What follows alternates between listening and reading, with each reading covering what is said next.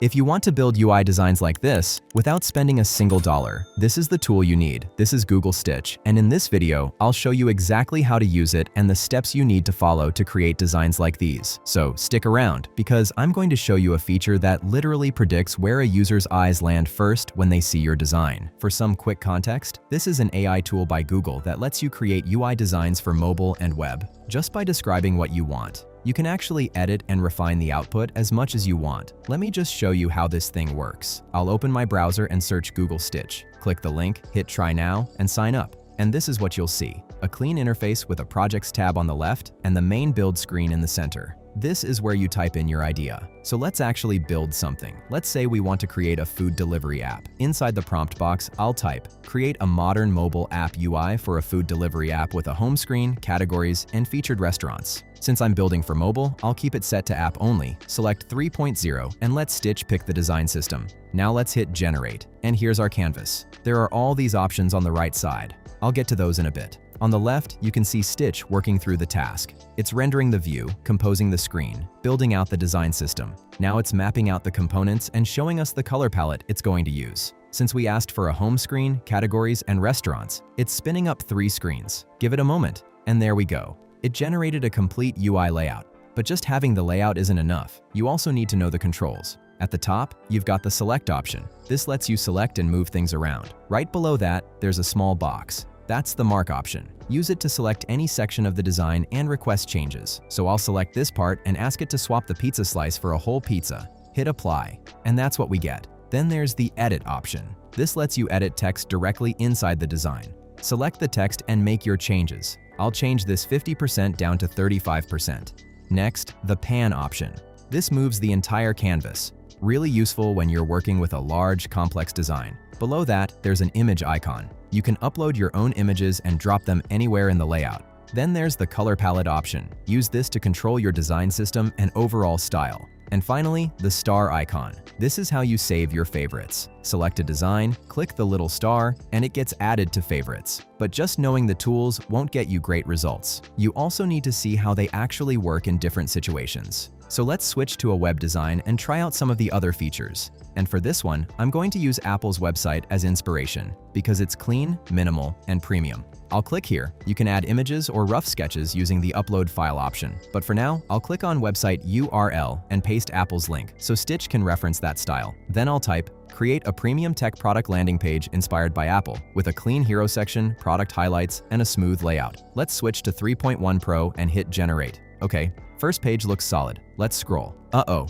The text and image are overlapping right here. Let's switch to Flash and regenerate. Now we've got 3 variations. Let's go through them. First one's a bit off, and it threw in a random car image that doesn't fit at all. The second one looks impressive though. Dark colors, minimal theme, cool and premium. Third one also looks good, but same overlapping text issue. Personally, the second one is way better. The dark theme just hits differently. So I'll select that one. And this is something you'll do constantly in Stitch. But it's not just about regenerating. You can actually modify every single part of the design. Let me show you. Select your design and you'll see these options on top of the canvas. First, Instant Prototype. This turns the design into an interactive screen. You're now in preview mode, where you can switch between mobile, tablet, and desktop views.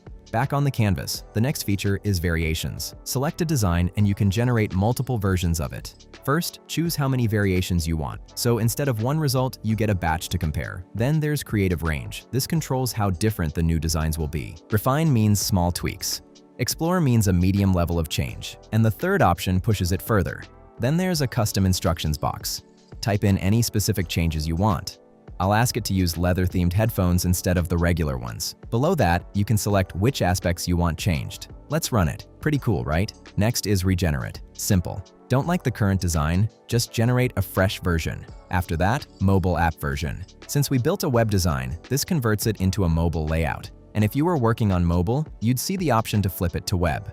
But even after all this, if you don't know where the user's attention actually goes, your design still won't work. And this next feature solves exactly that. It's called Predictive Heat Map. Click it and it generates a visual map like this. The red and yellow areas show where users are most likely to focus. The cooler areas, those are the parts that might get less attention. So this gives you a real sense of how people will actually interact with your design. Moving ahead, in the Modify section, you've got Edit, Annotate, and Design System. Edit lets you select a part of the design and make direct changes.